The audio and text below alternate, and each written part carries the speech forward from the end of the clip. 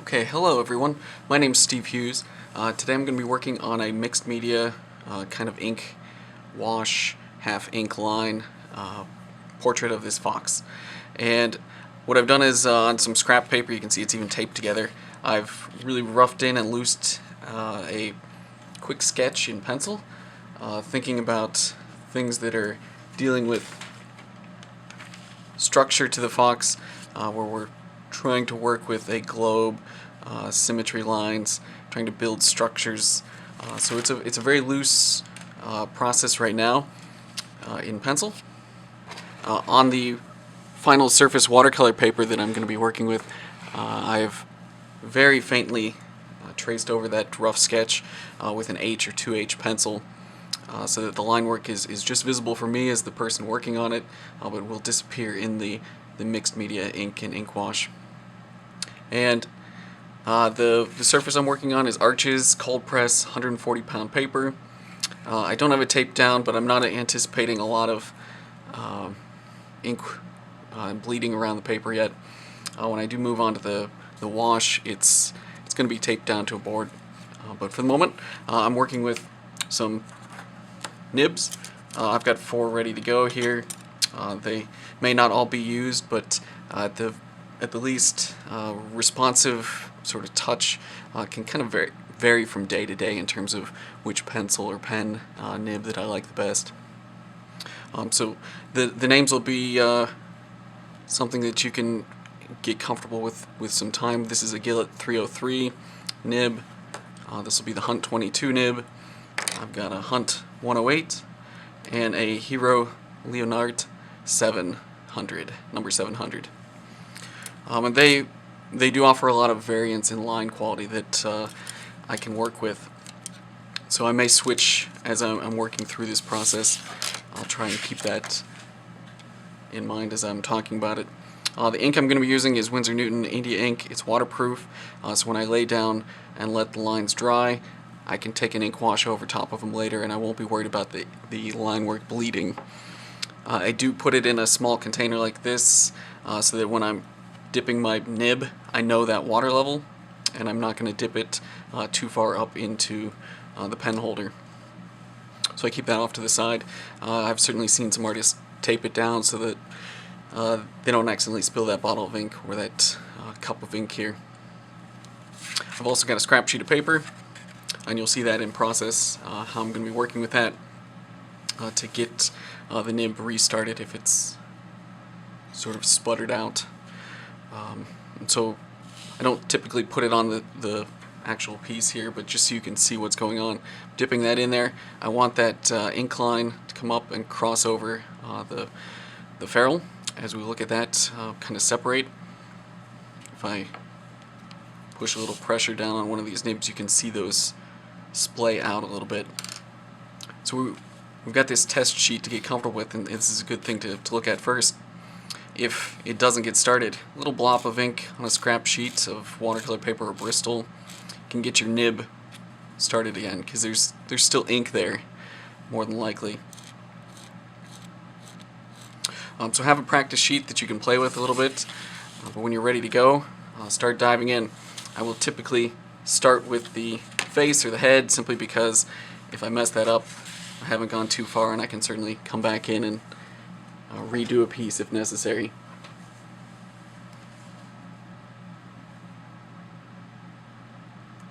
So I have my drawing up in front of me.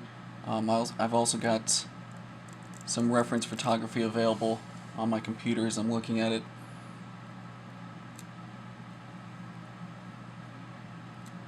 Right now I'm working with the Gillette 303. It offers some variation in thick and thin.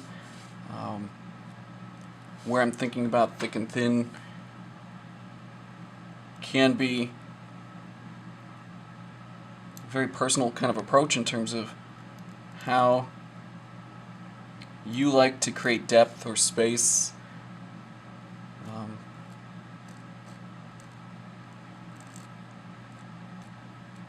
A pretty typical way of thinking about thick and thin is the shadow side could have a little heavier line weight.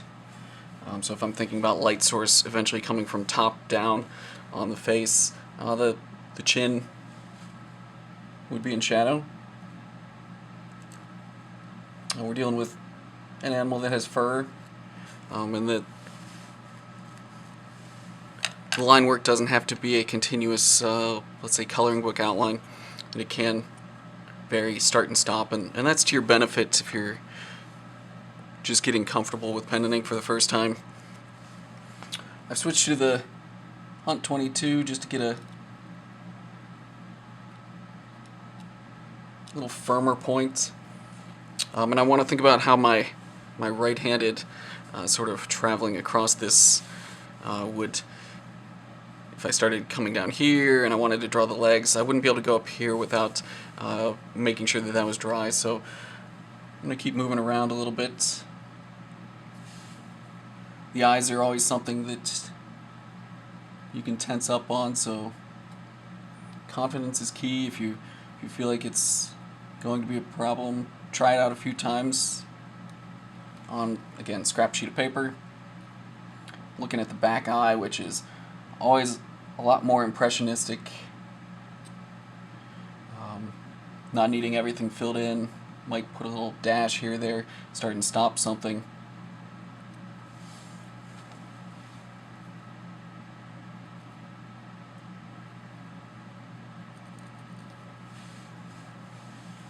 And as we're dealing with the thick and thin, there's the rule I kind of said already was a little bit brighter on top, so a little thinner, shadowed side maybe a little thicker. That can certainly change relative to what you're drawing as well. As I'm moving up into this ear, fox has a nice dark physical coloration there, local color, local value. So I can let that line kind of build up into something a little heavier and darker.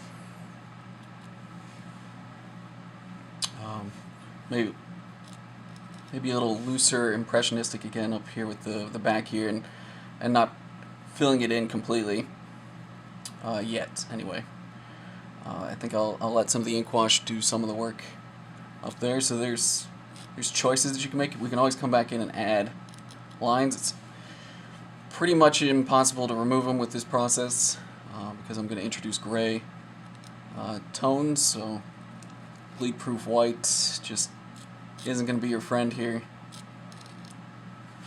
Sometimes we get a nice splay on that nib and it'll leave a double line, which is useful in some cases if I'm trying to indicate a thickness. Not always something you can control. So those happy, or in some cases unhappy accidents, they're things you've got to play with and problem solve. So it's going to happen. At some point there's going to be a line, there's going to be something that you're not as crazy about. Just didn't feel natural when you were putting that stroke down, or the nib caught on the paper. Those things are going to happen. We got to learn to live with them and find a way around them. If we're just doing pen and ink, sometimes the best answer is to go darker.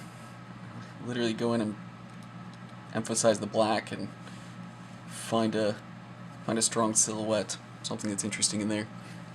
Always lots of long hairs, pretty furry texture in the fox's ear. So thinking about direction, and I'm going to switch back to a different nib. Try something a little more flexible even.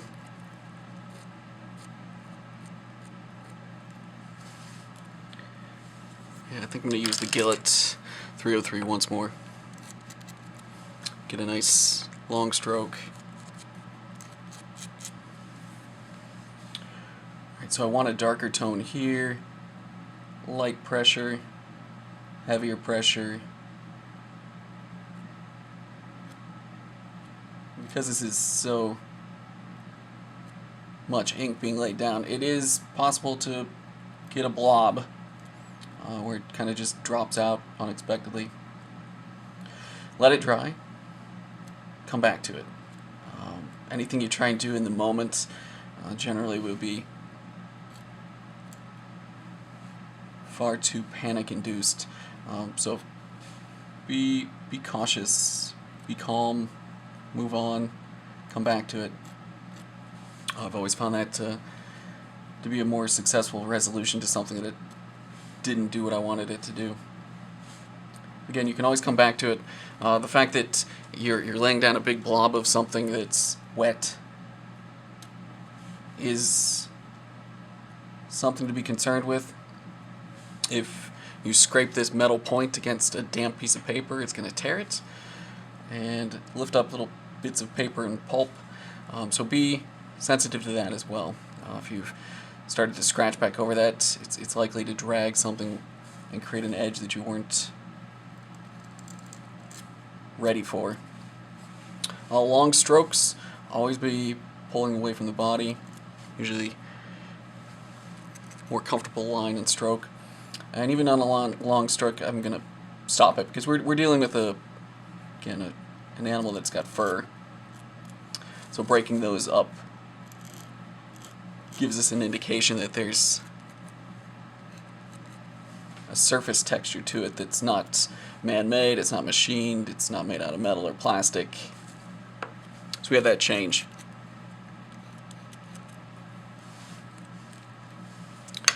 Alright, I'm going to move to just a different nib, and this is just me trying to be comfortable. You could do this whole thing potentially with one of the nibs, but finding that stroke that you're happy with on that day may change. It can change from nib to nib too. Long stroke. As I move down here, I want a thicker stroke, so this is the Hero Leonard, number 700.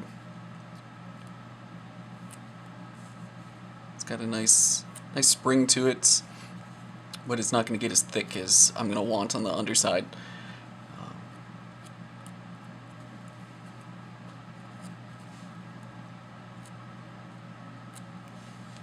Nice fuzzy tail.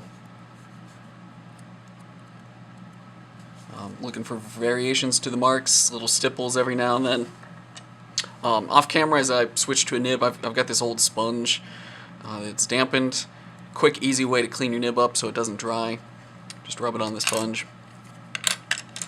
I'm going to move back to the Hunt 22 for some nice darker moments. And another spot you've got to be mindful of where you are in the animal. The hindquarters here, we want to be careful when we're dealing with little speckles and things. We don't want it to look like it's actually coming out of the animal.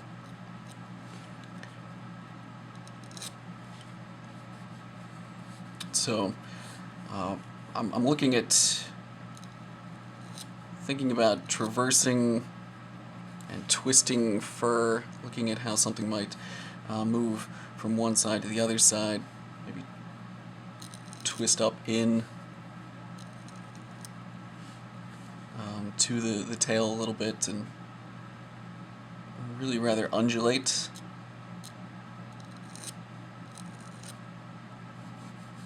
So a line on the outside becomes a line on the inside. And the fox that I'm looking at, a red fox, it's got that white tip tail. So I can emphasize this area a little bit. I'll definitely be doing that in the ink wash as well. And once again, we can come back with more pen strokes later. It's really easy to overdo it. And some of the brush work that I'm going to do is going to mimic the pen line with just sort of a tone rather than a pure black. Alright, keep moving around. Come back into the eye here. I think I'm still good with this nib. I like what's happening there.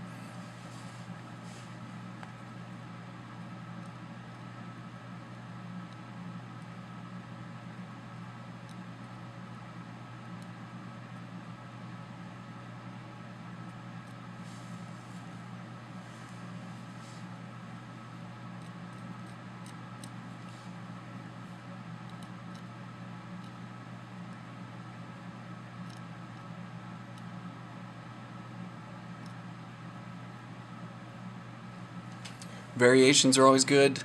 Thick and thin, start and stop. You could take a line all the way around and make a coloring book, but that may not be the most compelling image. Again, let things dry, scraping across that, trying to get the ink to flow out. It's easy to get those buildups of paper pulp and fibers to do more than you want them to do. So you can always come back and add into that, see what the gray tone will do as well. You can shape that as you see fit.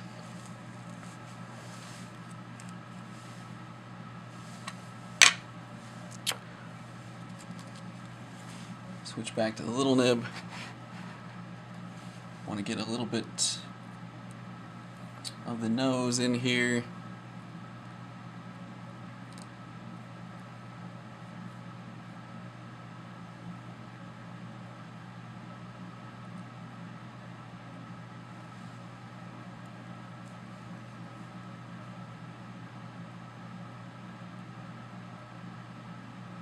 I'm not getting heavy detail.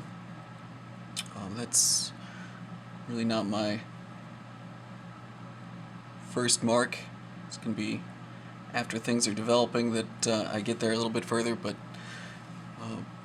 points of contact for the whiskers,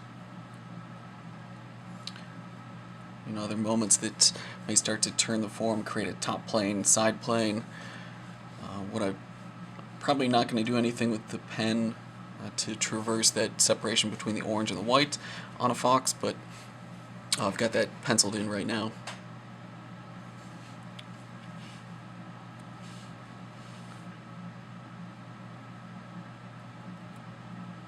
Bringing some of this in here so I get an overlap of the neck to the back.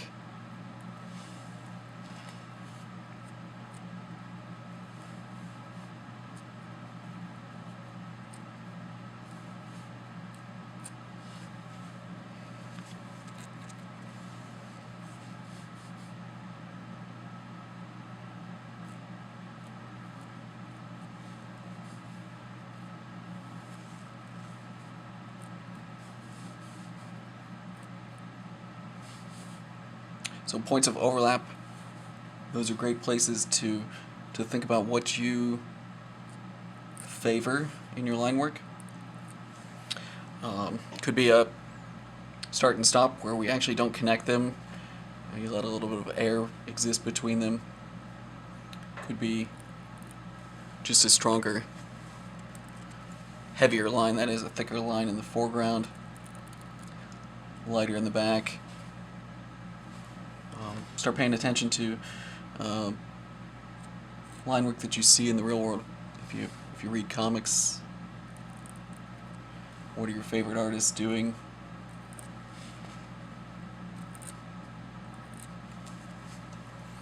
Again, if the nib doesn't flow, start it off screen on that separate sheet of paper and get it flowing again.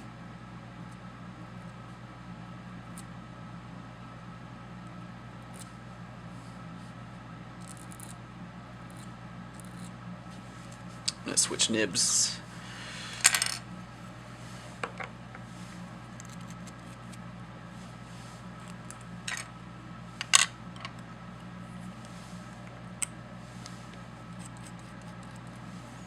The Hunt 22 it seems to be working better for me. Some of it is also, I think, the grip being a bigger pen holder is helpful.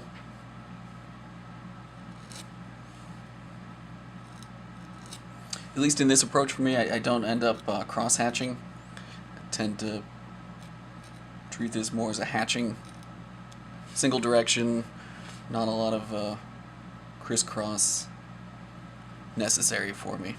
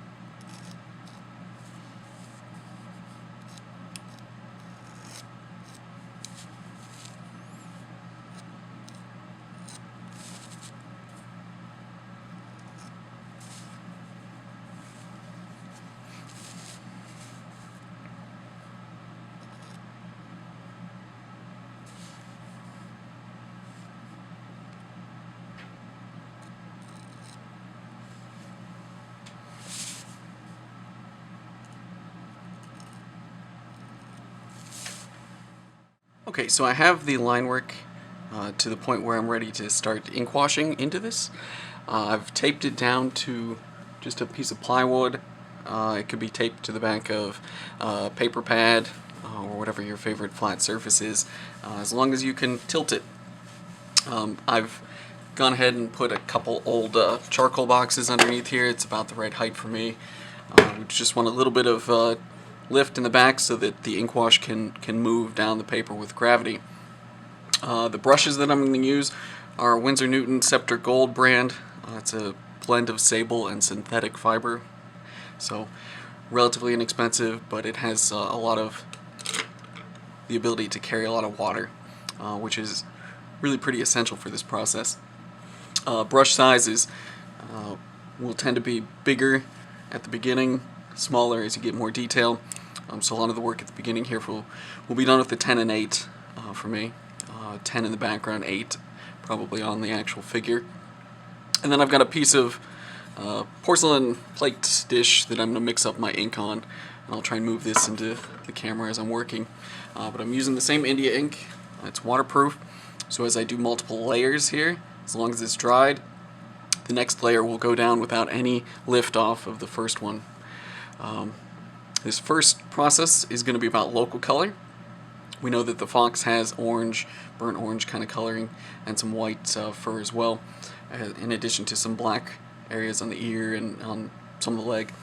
So first I'm thinking just tone those with kind of a 3-value approach.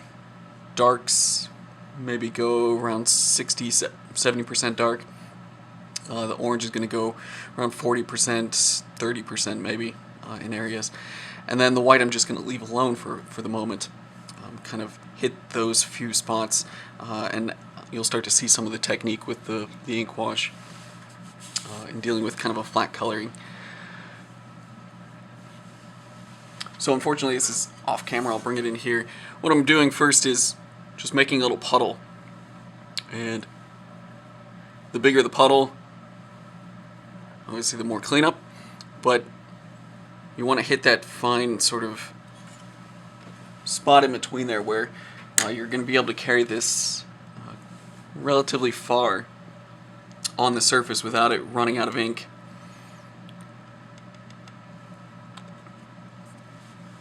And so off to the side on my palette here, I'm just going to drop a little bit of ink, grab some of that, keep it over here so the puddle doesn't accidentally mix into it. And I'm going to start with the mid-tone. Relatively speaking, that would be the orange on the fox, and tone some of this drawing that way.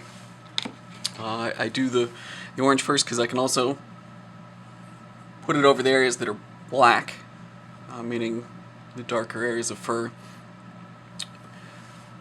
because we can do another layer on top of that and build it up. And then on this test sheet of watercolor paper, you can lay this down, just see what kind of coloring you're looking at.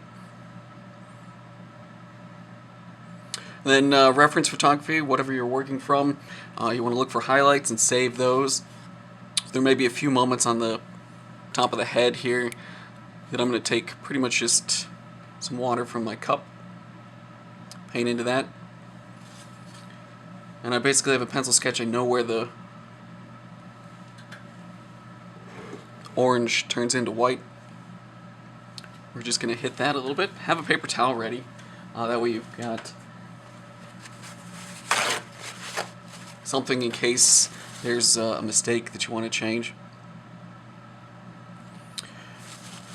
And we start to let this puddle around. I do like to leave gaps. I don't necessarily like to fill things in completely. It mixes with the idea of the India ink. Line work has gaps every now and then between things.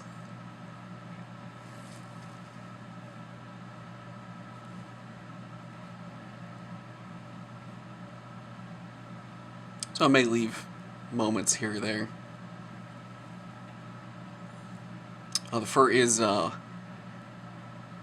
brighter in there, but touching it back just with this wash, so there's a nice tone change.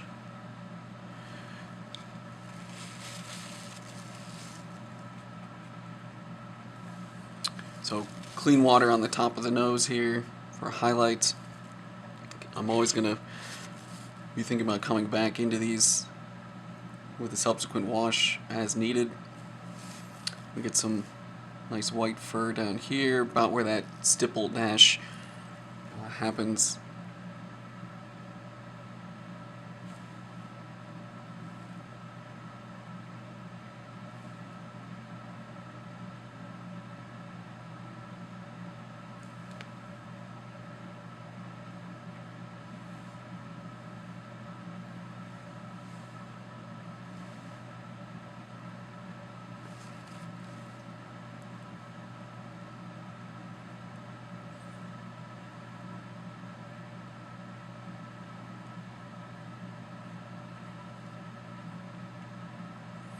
Wherever something's been sitting for a length of time, you can get an edge, so it's important to keep moving around.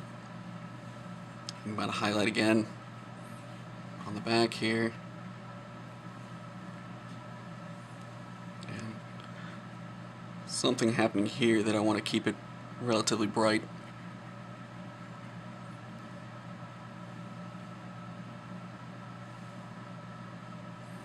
There's a little extra coloration around the lips. Tint that a little bit. It's going to start to look like shading, shadow. And I'm going to come back and hit around the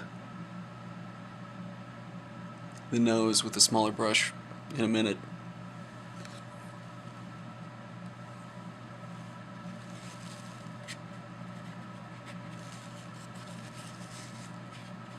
But when I'm thinking over here, definitely needs some tone. I'm gonna a light blend or gradient there just because it was damp, and then you get a crackly texture down here. So those are things that you can start to pay attention to relative to the form that you're looking at. If a crackly texture is there, that's from the dry brush. If you want a nice blend, you know, wet into wet, it's something to be aware is happening. I'm going to drop this whole thing back with a wash.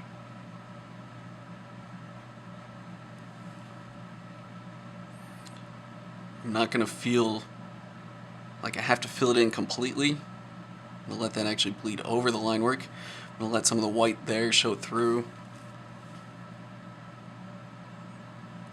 On this side I'm going to be really faint with it, just brighten it up a bit. Can always come back and add more, but I want to ensure that this foreground leg comes forward. This will go a little darker with another wash. And as this is sitting there, reintroduce a little bit of light here on the top of the back leg.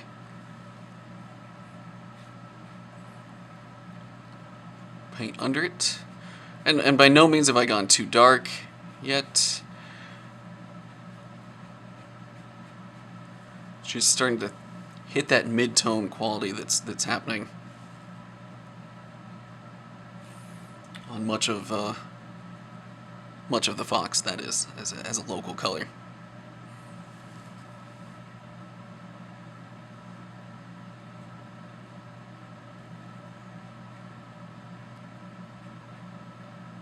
And as I was looking at the line work here being kind of loose, I'm going to let the ink be a little looser here as well, meaning it's not going to fill in exactly.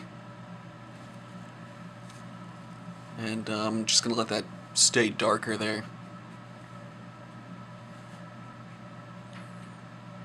I was saying that the legs are a little darker. They can get a nice highlight, so I'm going to save that on the foot. It's going to have another wash to be sure to get it dark.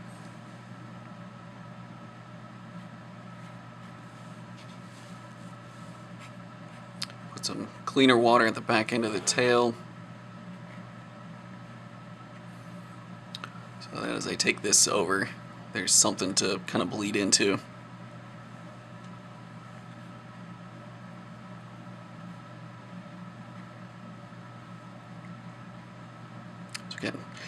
killing the white essentially. Save those moments that you want to keep bright and drop everything else back that would be a mid-tone.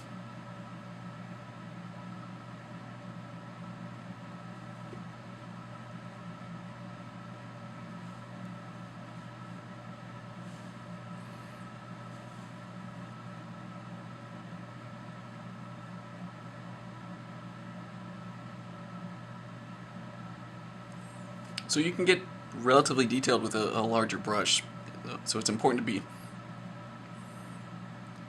thinking about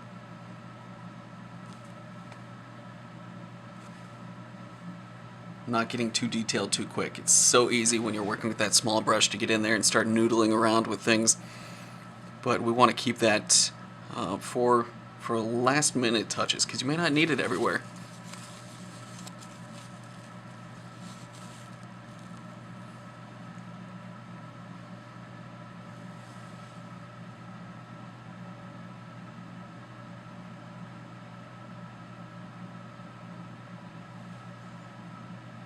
Said that I was going to keep that a little more loose back there. More about the line. Almost as if the painting is misregistered from the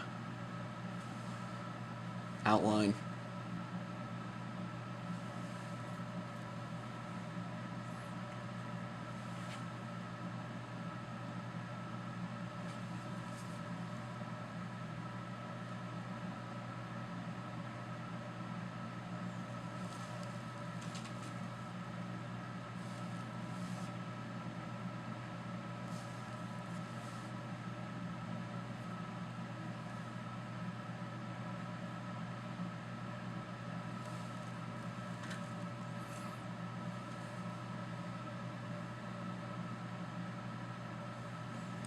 The only thing I'm going to move to a small brush for the moment, and I mean small being a 6, I'm not going down to a 0 or a 3 or anything.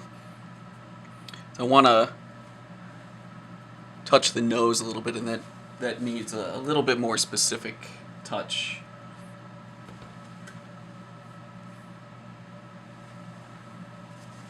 I'm going to be thinking about light coming down from top and above.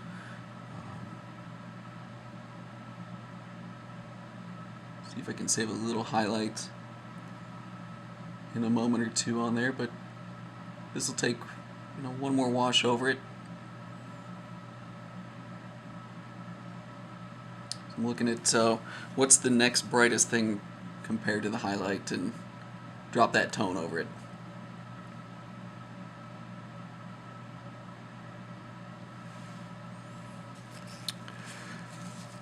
Same with the eyes. I want to save that highlight, but there's another mid-tone shape in there.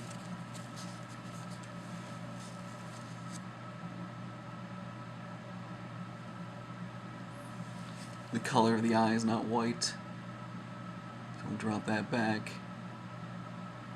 Leave a little highlight. And while I'm in there, it's not a bad idea to just knock that whole thing back, come back in and find the color of the eye with another tone. Got a little light highlight on the lid, but that may have some tone with a detail moment or even another pen line later on.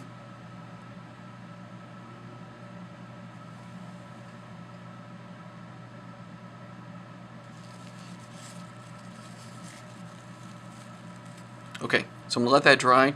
I'll come back and push just a little bit darker in a few moments on the pause, and then we'll be looking at light and shadow relative to the local tones. Okay? Alright, so the process now, I was thinking about the mid-tone first, now it's the darks. This is still about local color, not about light, other than a highlight.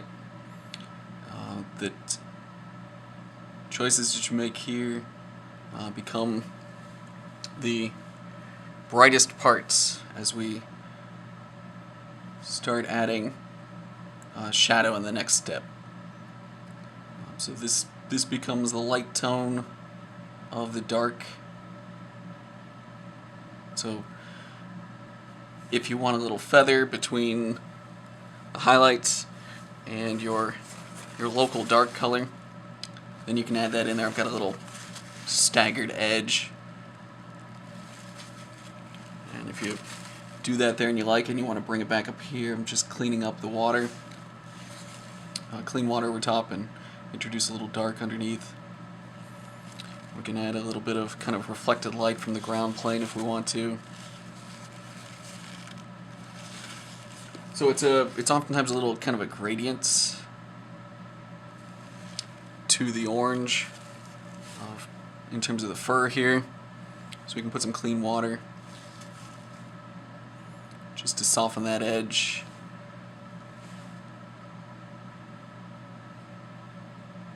Let that kind of feather up in, so it's not a border between light and orange and dark.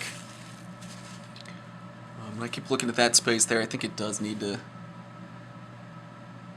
little bit of tone. So you can see it's got white midtone and a darker midtone. Yeah, when I go in there with another wash, it'll kind of complete the range. We'll have pure ink black, we'll have a dark, we'll have two midtones, and we'll have a light.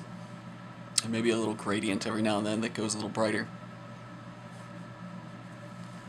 So, similar approach here. Let's start with a little bit clean water. Can touch back some of that white that was left just a little bit.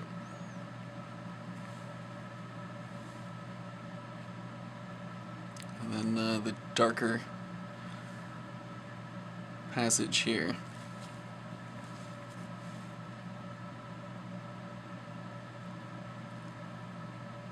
I'm going to save the brightness on that underside of the paw, just so there's a contrast between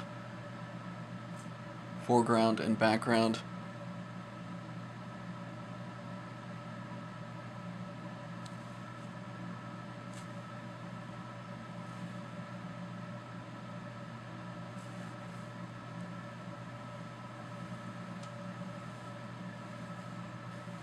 So once again, doing the same to the back here. Just a little bit of a gradient. Relatively clean water here.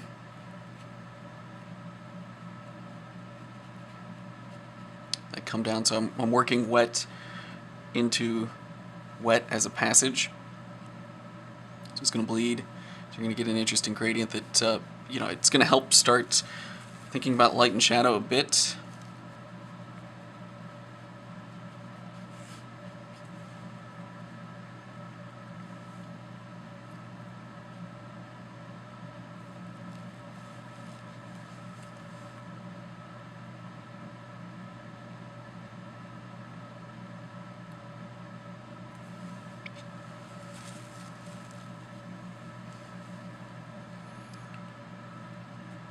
So this mark back here, maybe the last I actually do with this back leg, because I don't want to do too much, and I want some of the pen line to be visible. I could very easily take it too dark.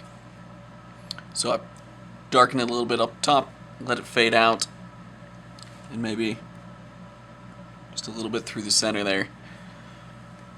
We'll call that good there. Just a little touch to the ears. Little black edge visible, and repeat that first wash. Just a little bit, let it fade out.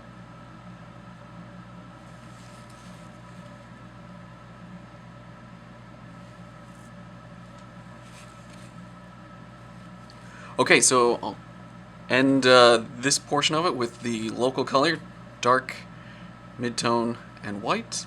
We'll come back, we'll do shading, light and shadow, think about the light source, the direction, and then last will be details.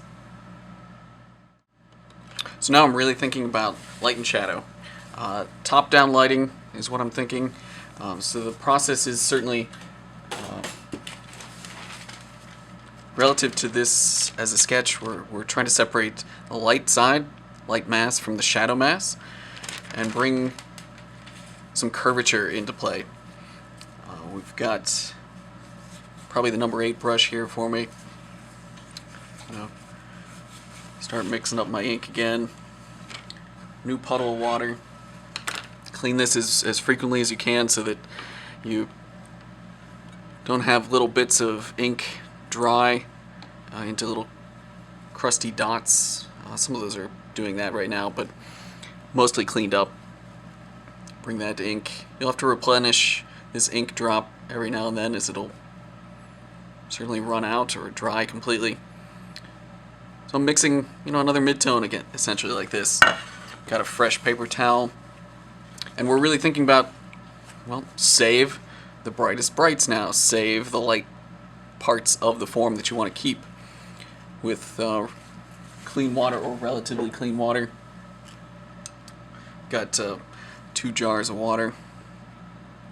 One's a little dirty, one's a little cleaner. And start turning this form more. Some of that happened in the original wash, but that was a lot more about introducing local color than trying to replicate light and shadow yet. I may save little moments of the original wash, which can help kind of give some subtle indications that there's some fur going on.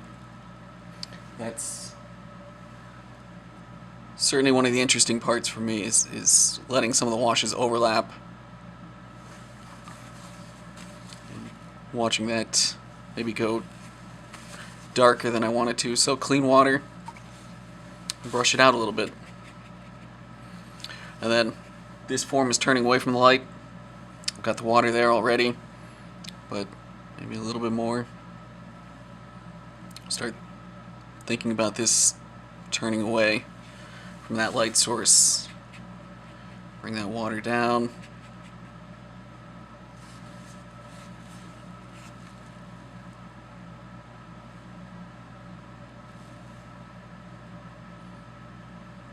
And I can darken my wash as needed. Introduce a little bit more ink into the mixture on my plate. Down near the thinness here, little water on top.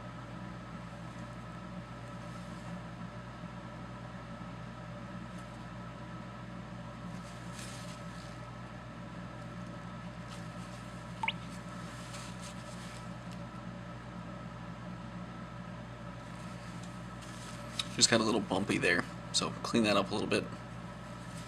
And then I'm going to use the smaller brush again, because I need to get between the toes and just a little more precise down there.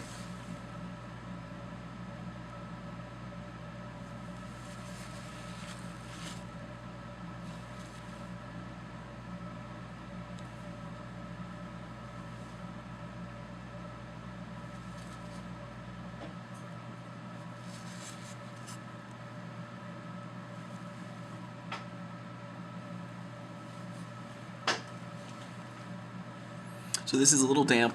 As long as my brush is not sopping wet, you can also kind of touch in the middle there and add wet into wet, and it'll fade out a little bit. So I'll bring that idea up here a little bit. Just let that continue to turn the form. Areas like this I'm not going to touch for the moment. It's turning the form mostly. I think in here will be more of a secondary shadow wash, so I'll let that dry first though. Come over to the tail, clean water. If any of these edges show, I am kind of putting brush strokes down so they could leave little gaps that would indicate a subtle fur texture.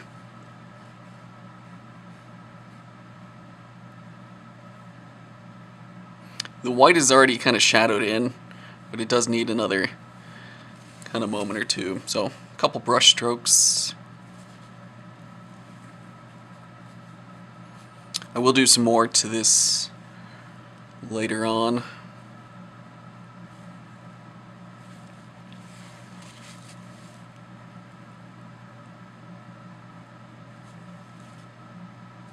trying to soften that edge just a little bit. I could continue to soften it as it goes if you want, but I think that's good where it is. So turning the form, need to turn the form here. That was a clean water stroke.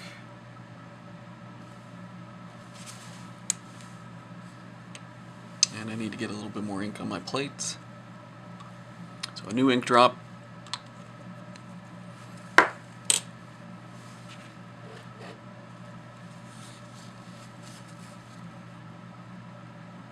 Much darker passage there, and I'll rinse my brush out and dry it. And I can just touch underneath it and manipulate that a little bit. You essentially can lift it out. See how much is really needed. But I'm going to touch a little bit more dark back in. Maybe a little mark or two in the paw. But definitely trying to turn this as an underside. And then up here, the forelimb. Clean water. And a stroke through the middle. Kind of like the way it ended there, but yeah, let's leave that. I like that mark. Okay, come over here. Save the top there. I'm going to look for some shadowing from the neck, the head, down on that back portion.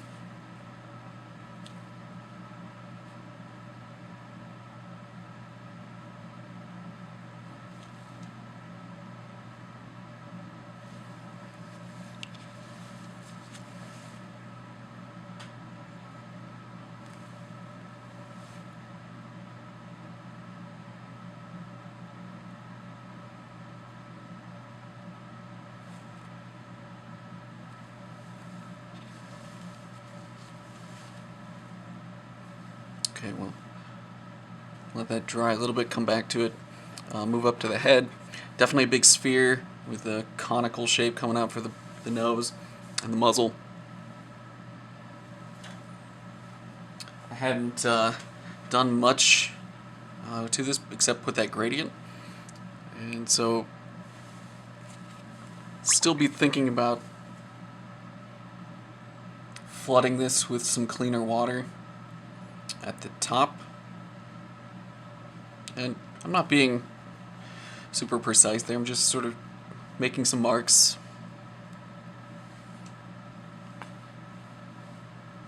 We can get this little darkened in moment in there. So I'll just drop a little bit in and manipulate it with a damp, rinsed out brush. Come down here. Manipulate this as it's coming down. So it's brighter on top, starting to shade around. Come down the figure.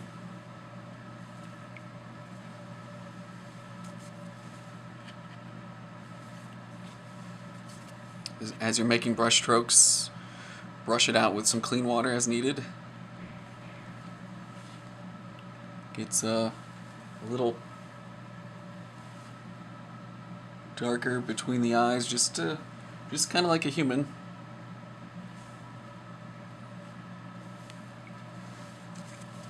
Some clean water on the top of the nose.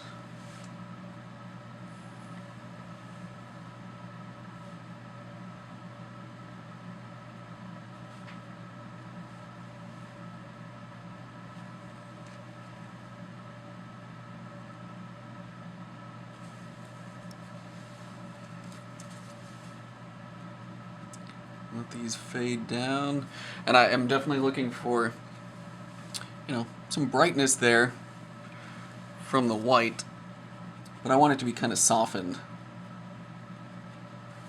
I don't think I want it to be pure white the whole way. Maybe a little bit right there.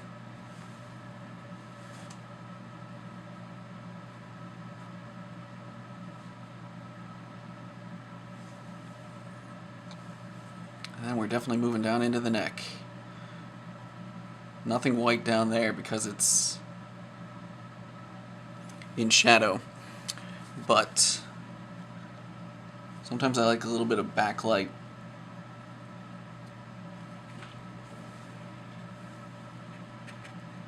So I'm going to save a little lighter edge there. But so I'm rinsing a relatively clean brush, and it's just the dirty water bucket right now. But I'm working in shadow, so it's not about being paper white anymore here. It needs to be touched back. Drop that in there, you know, and look at the colorations on the fox that I'm trying to achieve. And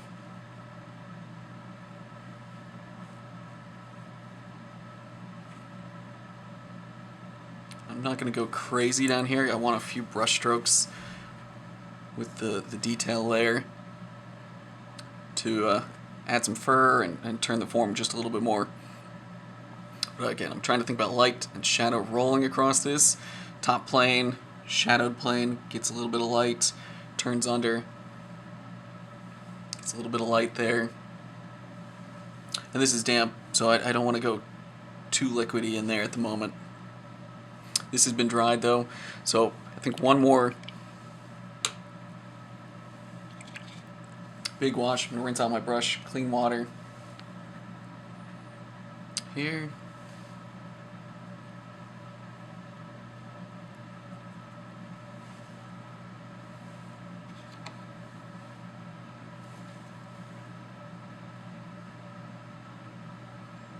And you can save a few of those marks.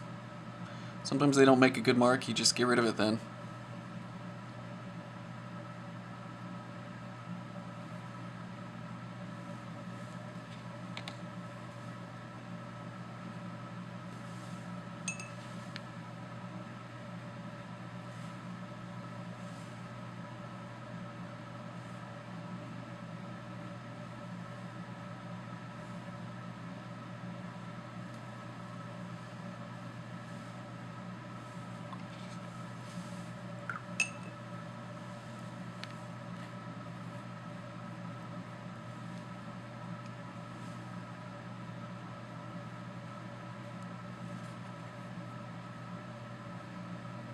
Here I'm just turning the form a little bit more, and I want to push that local color that got a little lost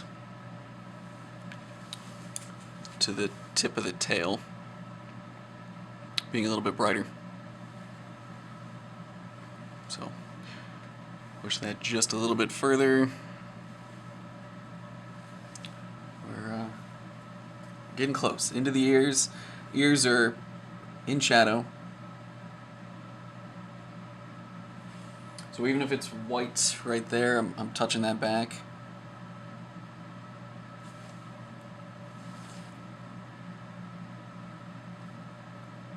But you know, looking at the contrast, then I want a little bit darker outer edge of the ear. I'll go in and darken that. I like that white line between it and the dark stroke. The back ear is good. This is starting to dry a little bit. Touch a little bit more dark in there. A little dry lighter, but it looks dark right now. But I'm going to fade out that tone just a little bit. Clean water, damp brush. Nothing too heavy or sopping wet.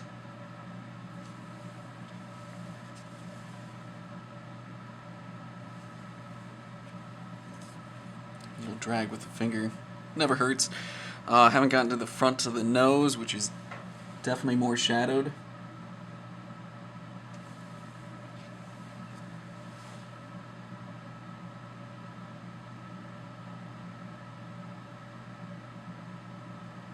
Trying to save those highlights that I already had in there.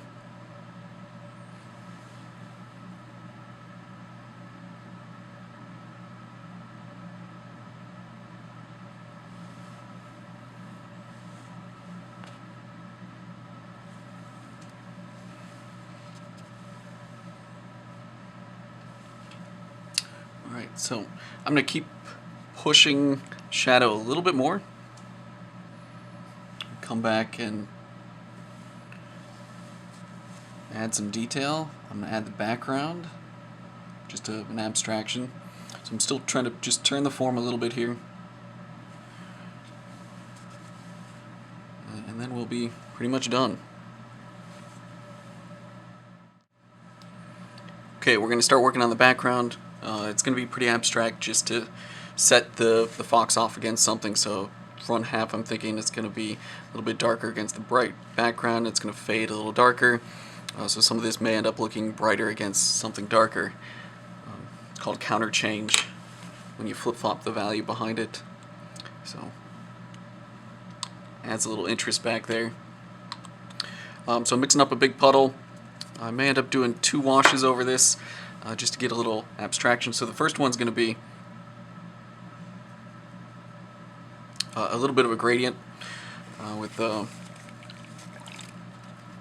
some nice clean water. I'm going to stay behind this just in case something bleeds, meaning I'm going to stay in just the white space here. Start adding a little bit of tone. And a damp brush, I can manipulate that a little bit. Really, this is an abstraction. I'm not thinking about rendering anything back there. I'm thinking about what's going to set the fox off against that ground better. So if it goes darker here, that becomes light. So, and working quick, I want these to be wet marks at the beginning here.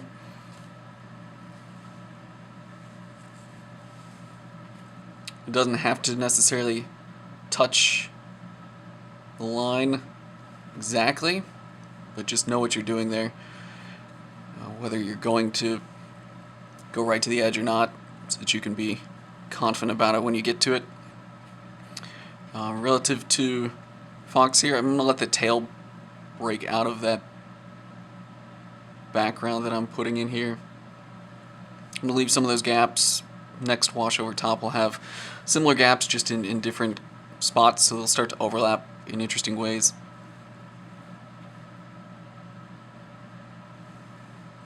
And what I don't want to have happen with this wash, because that wash is done, but it's going to nestle down on the edge of the back.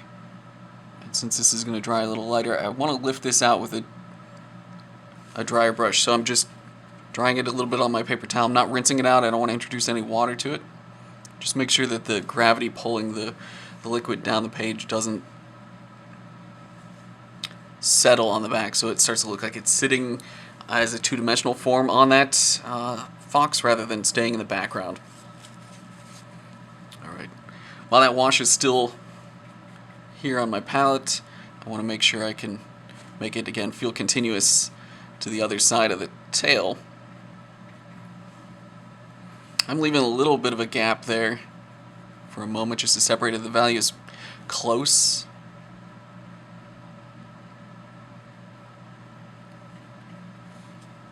As I come down though, I'm going to start to add some clean water to my puddle and fade this out a little bit. Grade it to a point where it essentially disappears, so that I'm not thinking about it relative to the ground. It's more like the spot above the horizon line, even though it's not really there. It's going to fade into ideally nothing down here until I get to the fox. And I'm going to look for an idea of a cast shadow, abstraction of a cast shadow. I'm not looking at an actual cast shadow that I'm trying to replicate.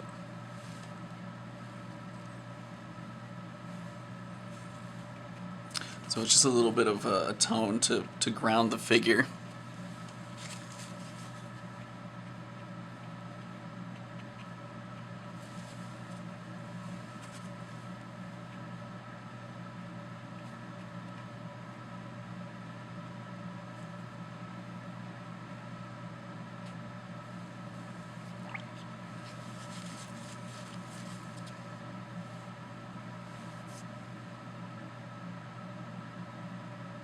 Alright, so we'll let that dry, and I'll do one more coat over it.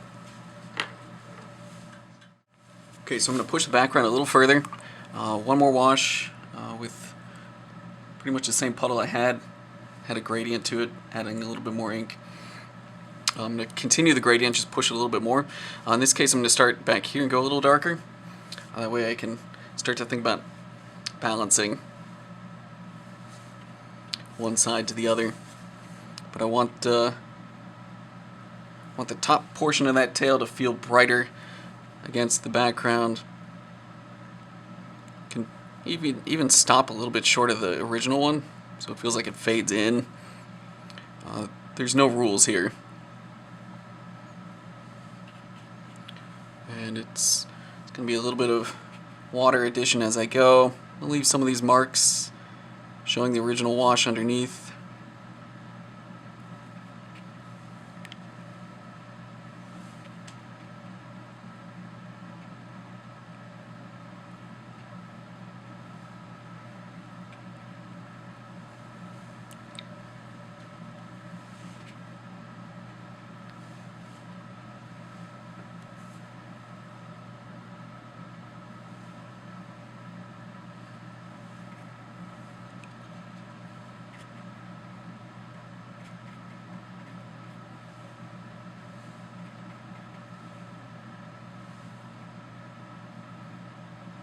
I'm okay with some of these things potentially fading together here. Not as important. But I can also take that wash into the tail a bit if I need a little bit more separation for a moment.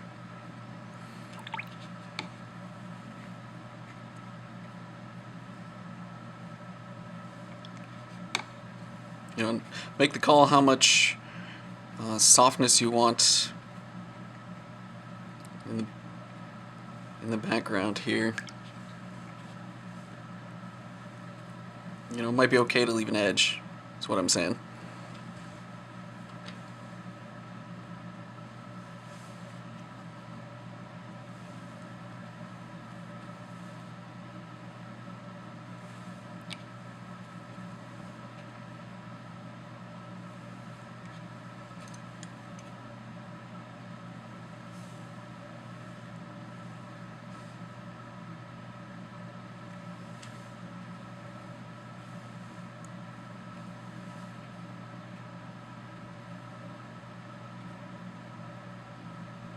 We're talking about a fox running, so there might be some dirt down here too. Could have a little bit more texture potentially.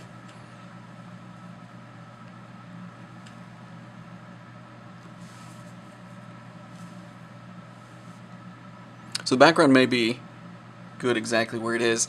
I can always come back and add a little bit more as I add some details. Finishing touch kind of process, so come back and do that. Okay, so last moments, looking at details, looking at value pattern relationships that I want to improve upon. So things may change in the background slightly to adjust. I might be turning the shadow form a little bit more in other areas. Right now it's a darker mid-tone against a bright. There's some light mid-tones against darks. Goes to dark against mid-tone here. This is close. I'm going to keep an eye on that. Do I care about the hindquarters that much? Not as much. I want to focus here. This is an interesting rhythm to kind of balance that. So there's a line that flows through the figure that I'm most interested in. I'm going to be looking at this as whether or not it's too bright or not. And I'm going to be trying to bridge the way I was using the line work with the tone. Right now it happens in a few spots, but I'm going to use some line with the tone with a small brush, either this 3 brush or the 6 brush.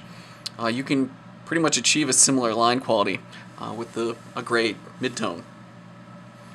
So I'm going to constantly cleaning my palette, putting new ink down, putting new water down, so that things are dry and clean and ready to go. If you're working with those multi-weld, like little circles in a little plastic tray, those are great. I do try to clean those out too, just to keep things fresh and nothing's drying. So I'm going to start with the bigger brush first, just to see if it's enough. If it is, then I don't have to use the small brush and I don't get obsessed with little details. So start somewhere where you can make mistakes easier and not worry about them. Darks. Darks are always a good place to find your footing a little bit and get practice kind of doing what you want to do. So in some ways this ends up kind of thinking about it like shadow as well, but you don't have to do a lot.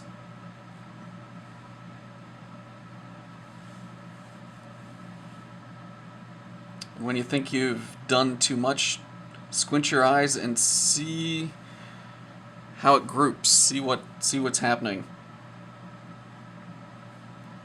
So this is deepening the shadows a little bit, but I'm definitely thinking about, a little rhythm to a stroke here or there. How does the mark right there flow into a line that I already have on the paper? And then, just as much as you're drawing a line, you're also drawing the white space or the negative space behind it. So leaving that little gap. Trying to look at that just as much. So darken that quite a bit more. Based on the way the lighting would work, I'm thinking I need to turn that paw down just a little bit.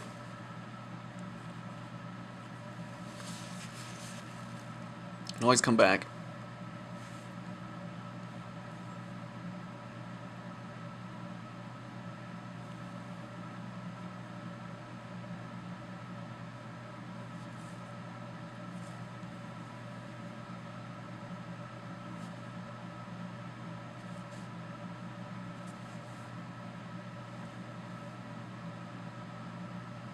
We end up being able to achieve kind of a reflected light quality, saving that midtone I already have, and drawing this as a core shadow.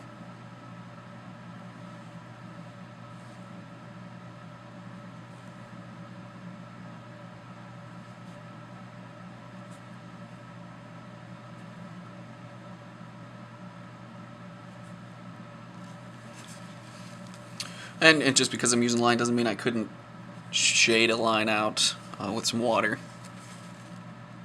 if I wanted a little variation to it.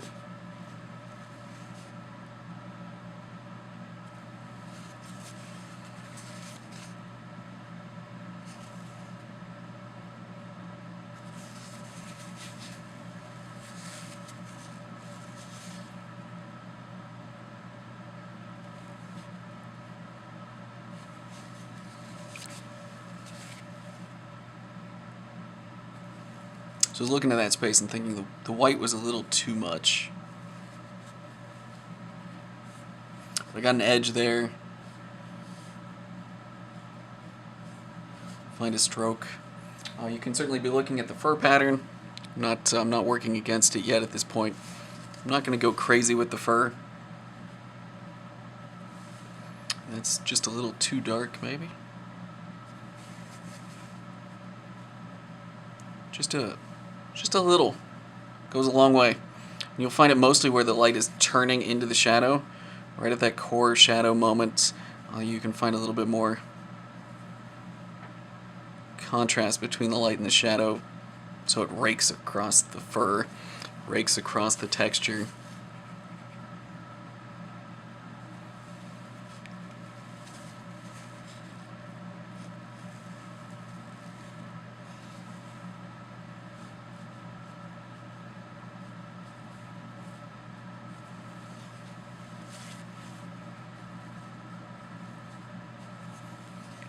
So you start with a little bit, you shade it out just a touch. I'm flowing off of pen lines I even have as ways to get that process started.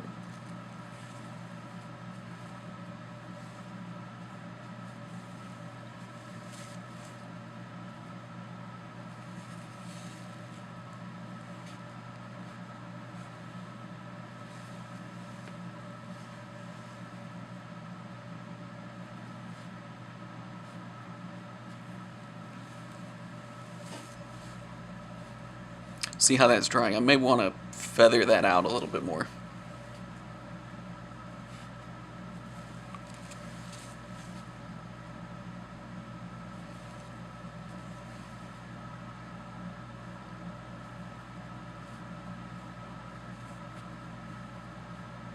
And so if I end up darkening this tail to a point where it contrasts too much with the background, I may encourage more in the background.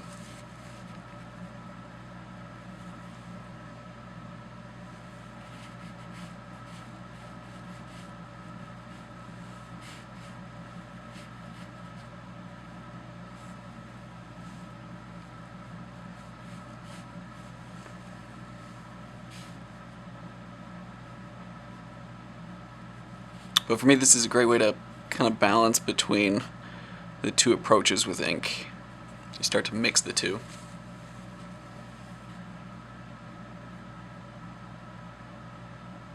So they just become a little more unified. And I'm constantly squinting, asking myself what's standing out, what needs to disappear. What could I get away with leaving? What needs improved?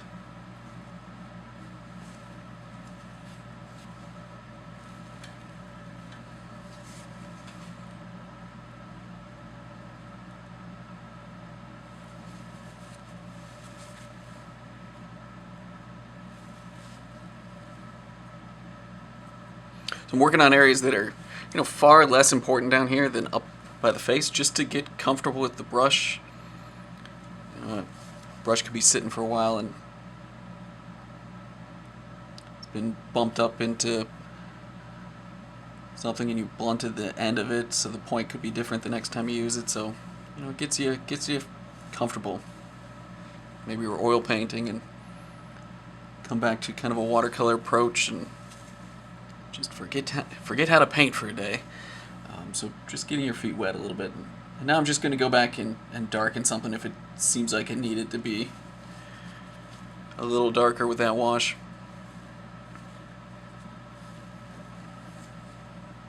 Alright.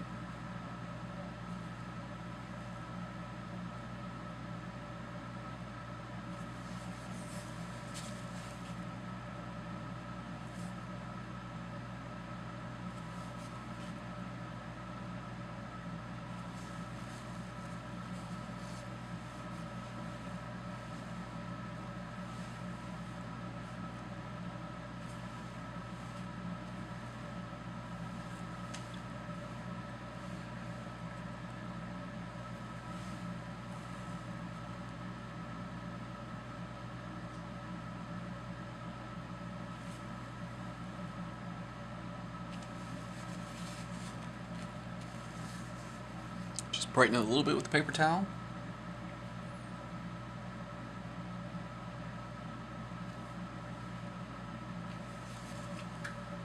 And then I'll zoom in on a nice picture of a fox, get some fur patterns that might happen in the face.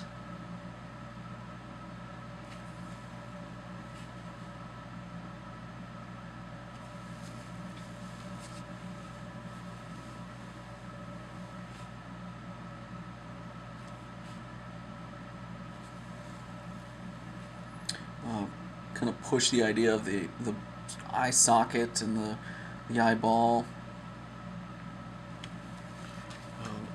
creating a little bit more dimension around it. It's got a really bright space there still, so that's something I think I would let this dry for a little bit, and then I'll come back and push that tone just a little bit further.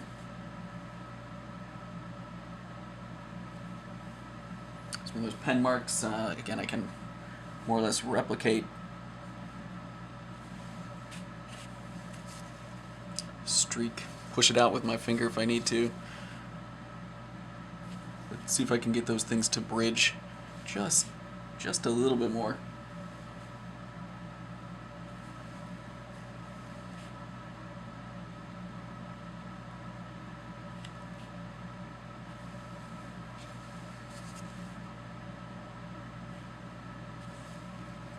left that little bit of bright happening there. Good opportunity to kind of think about that form casting more of a shadow and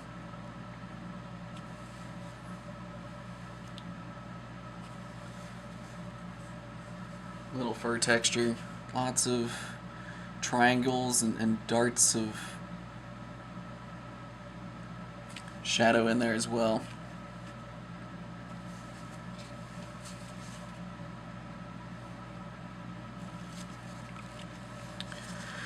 Not trying to paint every strand though.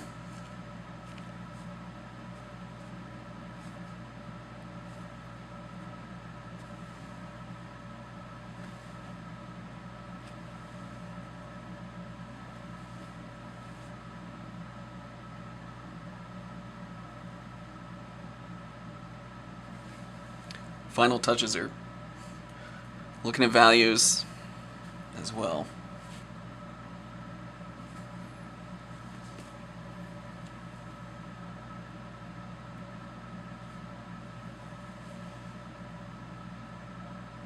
Want that ear maybe to go a little darker up at the top here.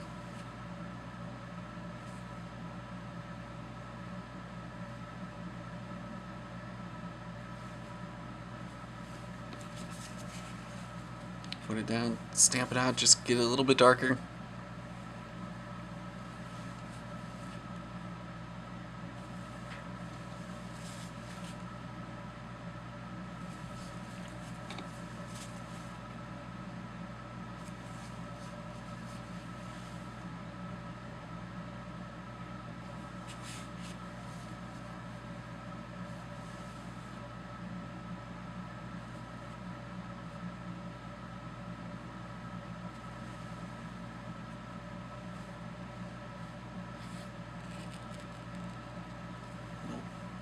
Little dry brush kind of approach across that, just a little more texture.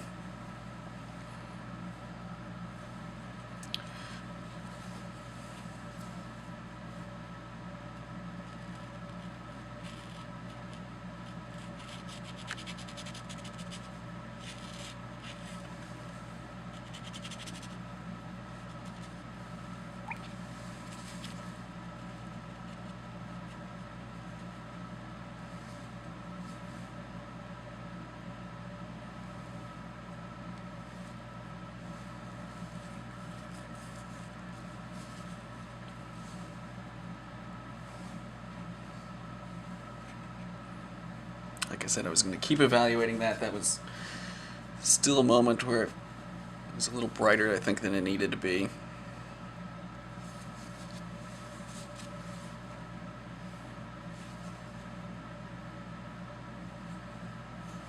So I'm going to keep pushing this with the details, and I'll show you what happened in the end.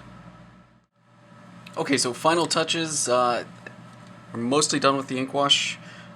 You can always play with these forever. I think I would come in here and take a few more strokes with the nib just to accentuate some things that could be a little stronger.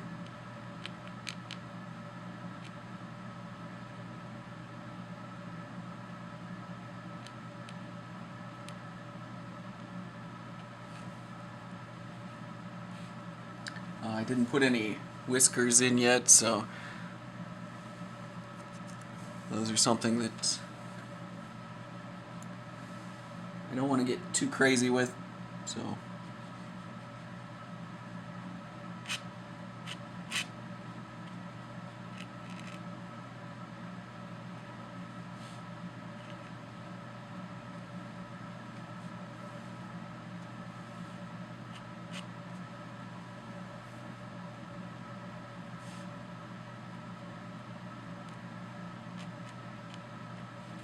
I don't know if it needs really any more than that, just to give a little subtle indication that something else is going on.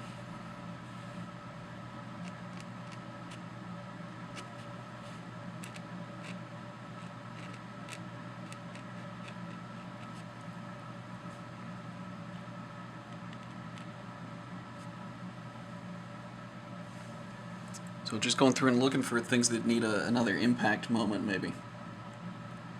A little more black. Good way to simplify things. You know, this foot might just need to turn a little bit more, accentuate that.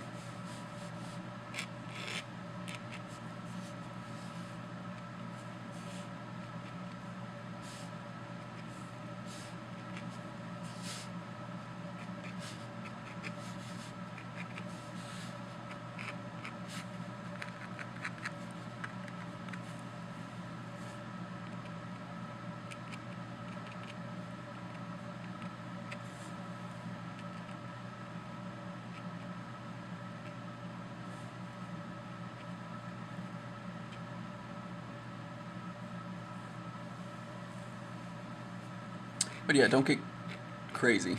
You can come back in here and do too much probably. So we will maybe just put a couple textural things, and we're done. So hope you enjoy this kind of process. I think it's fun. You can do a lot in a short amount of time, and there's our ink wash and India ink mixed media, if you can call it that, version. So thank you very much for your time. Again, my name's Steve Hughes.